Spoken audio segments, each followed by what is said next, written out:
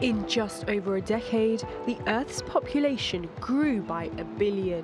The United Nations has put that down to two trends. On one hand, the gradual increase in average human longevity due to the widespread advances in public health, nutrition, personal hygiene, and medicine. And on the other hand, the persistence of high levels of fertility in many countries. One of those additions is Alejandra Quispe's newborn son. She says she's worried for the next generation.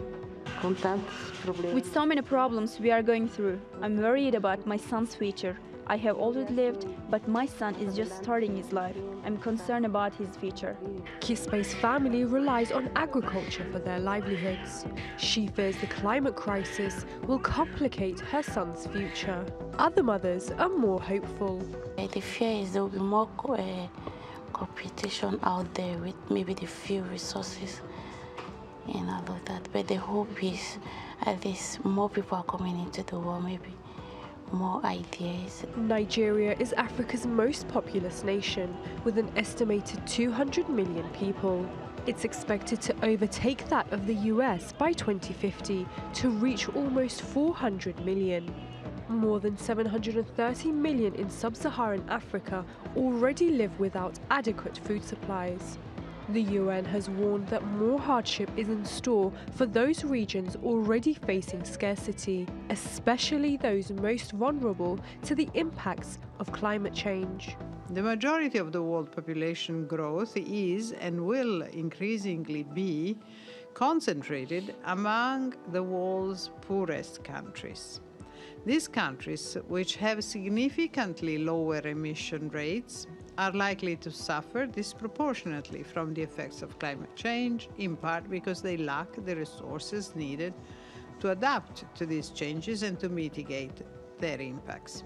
The rate of population growth has been slowing, but according to the UN, the number of people on Earth is still on track to hit a peak of around 10.5 billion by the 2080s. But whether it's food, fuel, or whatever else will emerge as valuable commodities in the decades to come, there's no escaping the fact that there will be less of it to go around.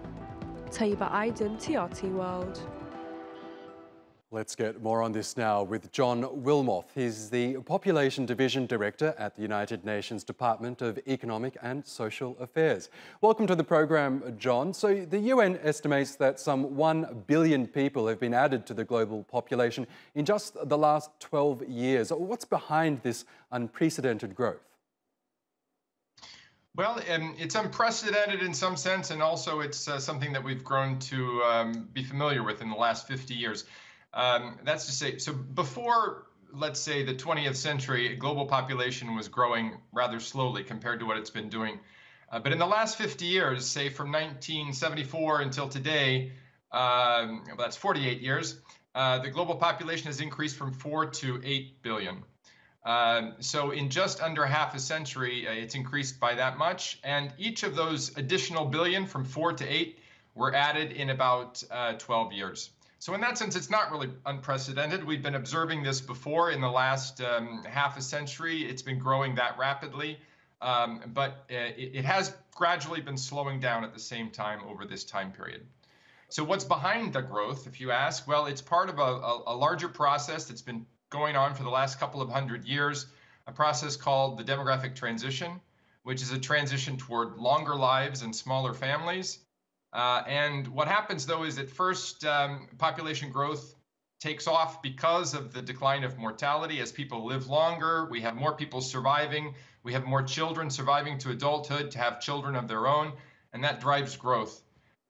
So as mortality falls, growth begins, and this has been happening all over the world because life expectancy has been increasing all over the planet. And that kind of sets off a period of growth, which eventually then comes to an end because people lower the fertility rate. They lower the number of births that are being had by each woman on average, and that's come down from levels of 5 or 6 births per woman now to in more than half of the countries of the world, we now have a situation where the fertility rate is below 2.1 births per woman over a lifetime, which means it's below the level that's needed to replace the population. And in the long run, growth will be negative in those areas. And for the world as a whole, we expect this to continue. This trend will continue so that more and more countries will be in this situation where they are not growing in the future. Which parts of the world have contributed the most to global population growth? Well, I mean, you look at the largest areas of the world, obviously, Asia holds more than 4 billion people. It's by far the largest part of the world, the largest continent in terms of population. And growth in recent decades, growth has been especially at high levels in South Asia, South Asian countries, and Sub-Saharan Africa. And not only those two areas, but those are the two large areas that have been growing rapidly. And moving forward, the growth in South Asia has been slowing down, but the growth in Sub-Saharan Africa continues at high levels, and we expect that that will be the main driver of the growth over the coming decades. You can account for about half of the growth that's going to occur over the next 3 decades in countries of Sub-Saharan Africa. We're also currently grappling with a heating planet that's been caused largely by humans. We're also dealing with problems such as food and water scarcity. The more people we have on Earth, the more pressure it puts on its resources. Can the world sustain a growing population? Well, I think, there's often this belief that we cannot grow enough food to feed a growing population, or that we're going to run out of energy or oil or food or some critical resource. But that hasn't really been the case in the past. That doesn't appear to be the limit on population growth that we should be concerned about. In other words, we're not running out of the inputs to economic consumption and production. We managed to find more oil or more energy and to grow more food.